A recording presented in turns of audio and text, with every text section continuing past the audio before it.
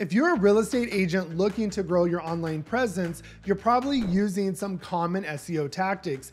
But did you know that some of these tactics that are commonly used could actually do more harm than good when it comes to your Google ranking? So what I want to do is show you the top 5 common SEO tactics that are being used that are causing harm because they're outdated, and how you can avoid these and stay in Google's good graces, all while growing your real estate business by getting free organic leads to you and ranking on Google. So if you want to learn more, keep watching. Hey everybody, it's me, Jacob Shireman, your real estate marketing expert. I have over 17 years of marketing experience specializing in web design and SEO, and I take that experience to help you grow your real estate business. So if you'd like to see more content like this, subscribe to my channel, give this video a like, hit that notification bell so you're notified every time I release new content. And if you'd like to get all of my resources, training, courses, and coaching for free at no extra cost or split to you, take a look at partnering with me at eXp Realty inside the Agent Wolfpack. And there's a link down below where you can book a one-on-one call with me to learn more. So let's dive into today's topic. All right, so today we're talking about growing our online presence, and this is super important for real estate agents now more than ever. And one of the most common ways we do that is through SEO, which is search engine optimization. And it's one of the best ways to generate high quality leads. One of the statistics that I love to use is that, SEO, search engine optimization, drives 1,000% more traffic than organic social media. 1,000% more is a huge number. It's because people, when they're on social media, they're just scrolling to look at their friends, find some funny videos, kind of pass the time away and distract themselves. But when people are on Google and, Google Business Profile, even YouTube, they're searching for something. And that's why search-based intent is always better. So one way we can grow our online presence is by using SEO, or what we do in our area as agents is local SEO, because it's more localized to a specific area and a specific target audience. And lead generation this way, organic lead generation, is super important now than ever with the way our market has changed. And we have the NAR lawsuit that's making a lot of things uncertain.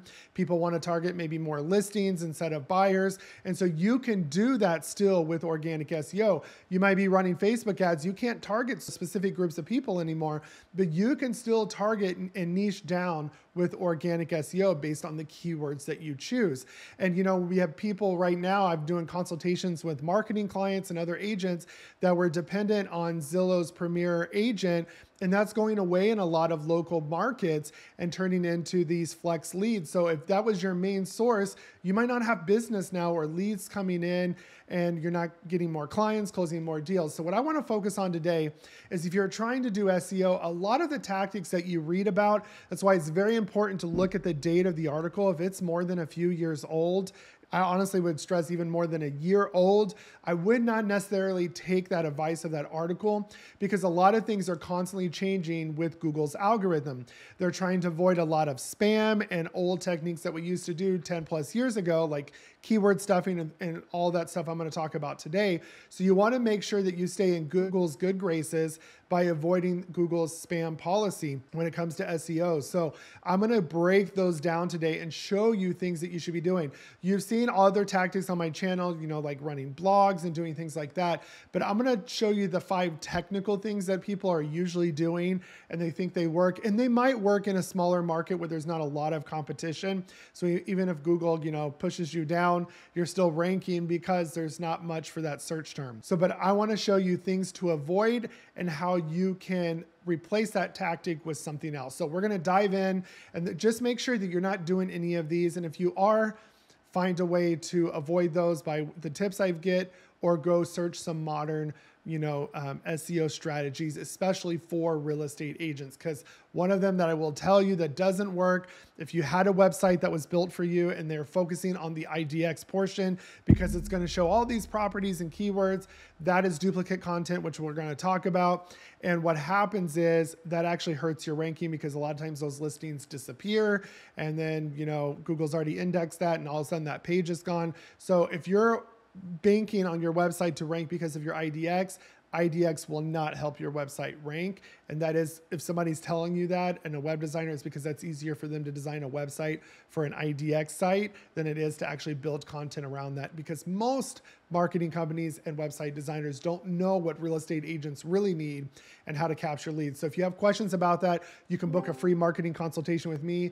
I am a web designer by trade for 17 years. So if you need help with that, you need help ranking, you need systems and things to generate leads and actually capture those leads and convert them, we can help you with that. So book a free consultation. If you want to learn more, if you're going to do it on your own, we have resources for that as well to guide you through that process and videos like this to help you rank and dominate your local market to grow your real estate business. All right, one of the first tactics to avoid, and this is one that I would avoid at all costs and be very careful with, and that is keyword stuffing. We used to do this back in the day when SEO was really big, about 10, 15 years ago. We were literally told by our employers and other web designers to put that keyword that you're trying to rank for as many places as you can. So let's say you're trying to rank for Houston real estate agent. Every time you mentioned real estate agent, you always put Houston with it. On any keywords, you were always putting the city, no matter how weird it sounded, you were literally putting it everywhere. So it could have been in the page title, the meta description in the background. Then we used to have keyword meta tags, which some search engines still use them. We would stuff it with that as well. And then on every title or header section of the page or blog article, we would stuff it there in the body. And sometimes it would just be very unnatural to read if you all the time you were saying, hey, if you're looking for a real estate agent, sometimes it's okay to say agent to break up the flow, but we would always put Houston Realtor, whatever it was. You were stuffing those local keywords in there to really rank for that. So you don't want to do that. You want to avoid that at all costs. It might be a good idea in the short term, but don't do that in the long term. And a lot of times it's because it doesn't read naturally. And when people go to read that, it's not natural. It just is weird. It looks like poor written content and it kind of makes you look bad. So Google's very focused on having readable content that's accessible to everybody. So don't have to use a ton of, big words and make it sound fancy. Keep it normal language.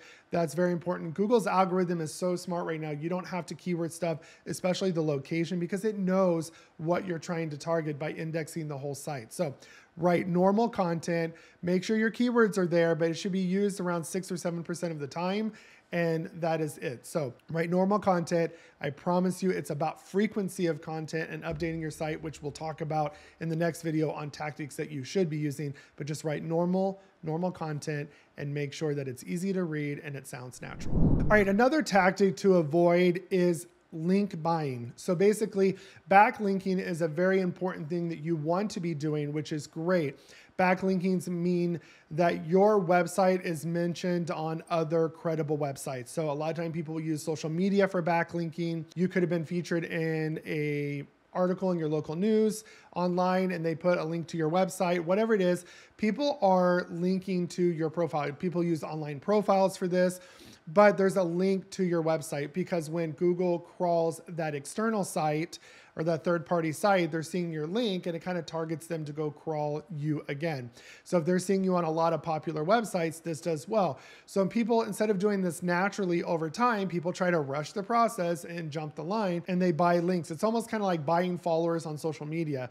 It's in the short term, it might look cool or it might work out, but long term, you're going to get penalized and you don't want to get on the wrong sites because that could also hurt your ranking and get you even blacklisted depending on the site that you're on. So don't buy links, do it naturally over time. And we'll talk about that in the next video. All right, another one to avoid is duplicate content. This is very important because a lot of times it's hard for us to come up with content, right? So sometimes we could find an article on another website, or maybe we found, on Rocket Mortgage or whatever website, a big website, we found an article that we loved and we're trying to change it up a little bit by adding, the location, whatever it is.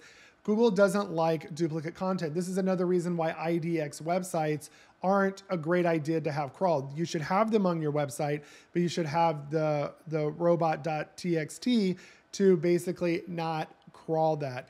And because it's just duplicate content, it's all from the MLS, it's on everybody's website, it's nothing new or different about that property. So duplicate content I would avoid. Make sure everything is original to you, or that if you are using like the idea of an article, I do this all the time, even for these videos, I'll find things I want to talk about and I'll put them in my own words and add my spin to things.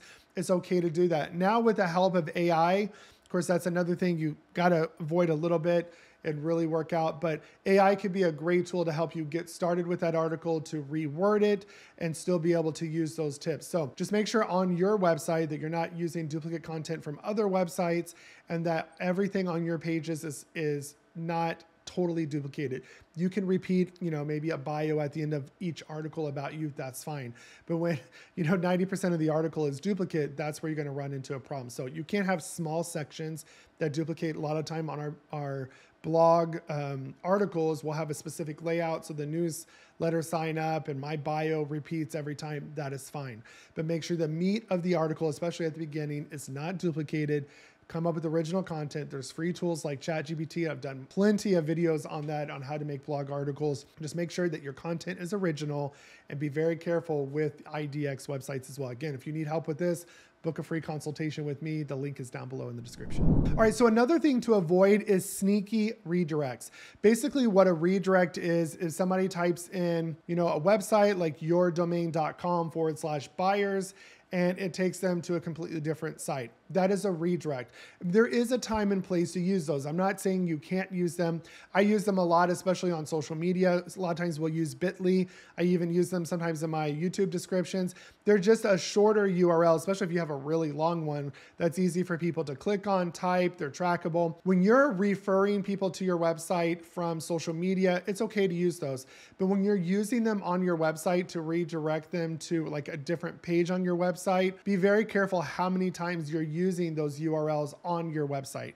That's all I'm saying. So if you're trying to really get a page to rank, make sure you're redirecting directly to that page, because if you're using those all the time, Google could look that maybe you're kind of trying to defraud your user or the person on your website. So use them very limited on your website.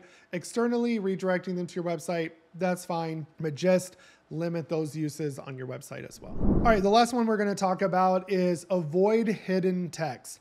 Now, this was something big we also did again 10 years ago, because you don't want to see a bunch of keywords all over the website. So what we would do is basically do hidden text or hidden keywords. And what this is, let's say at the end of a paragraph, I want to use a bunch of SEO keywords.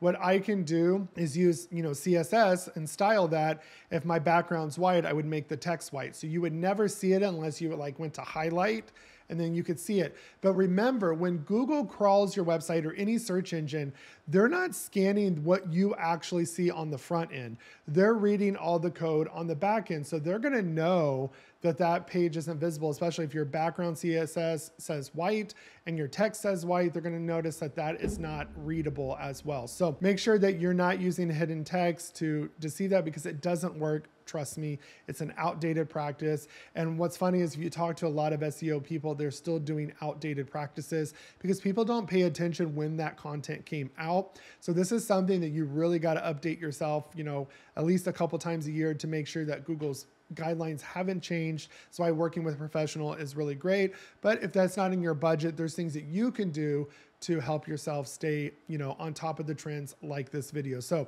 if you're trying to use hidden tags to get keywords stuffed in there, remember, it's not going to work. Google sees everything because they're reading your code, not your actual website as well. So their algorithm is smart. They're going to know what your website's about, especially if you're consistently posting high value content, which we're going to talk about in the next video on what you should be doing. If you just focus on consistent quality content that truly informs and helps your reader, trust me, that will do far more for your SEO than all these little schemy SEO tactics that people are using.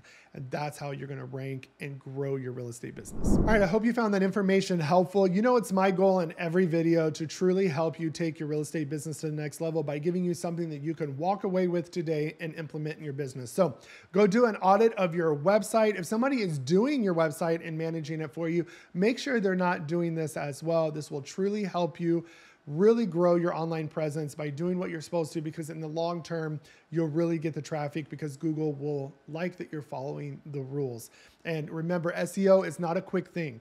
It is something that is a long-term, lead generation strategy that does take time. I've seen websites rank as little as 3 months, but some that took over a year of really persistent hard work, depending on the market and the competition. But once you rank and you're ranking and you're staying consistent after you rank, it's hard to bring you down after that. So Focus on that. Remember, it does take time. If you need something in the short term, go watch some of my paid ad videos. There's so much that you can be doing to generate leads and also have a diversified lead generation business, which will translate into a strong real estate business. So if you have any questions, drop those down in the comments below. I'd love to help you with that as well.